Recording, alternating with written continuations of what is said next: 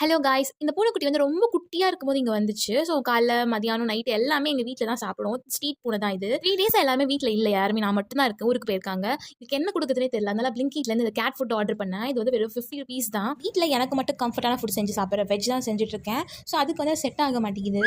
Egg rice அந்த மாதிரி non veg ஏதாச்சும் இருந்தால் தான் சாப்பிடும் போல. இன்னொரு விஷயம், என் பெட்டுக்கு அடியில இதோட அம்மா வந்து செகண்ட் டைமா குட்டி போட்டிருக்கு. வீட்ல வந்து இதெல்லாம் வெளியே விட்டுடலாம், அது போயிடும்னு சொன்னாங்க. பட் எனக்கு விட மனசு வரல. செம்ம வெயில் அடிக்குது. எங்க போய் இந்த குட்டிலாம் கண்ணு கூட திறக்கவே இல்ல. இப்போ என்ன பிரச்சனை, இவங்களுக்காக என்னால தனியா குக் பண்ண முடியல. வீட்ல பாட்டி நான் மீன் குழம்பு அந்த மாதிரி போட்டுருவாங்க. ஈஸியா மேகி, சப்பாத்தி இதெல்லாம் செய்யலாம். பட் அதுங்கெல்லாம் சாப்பிடவே மாட்டேங்குதுங்க சுத்தமா.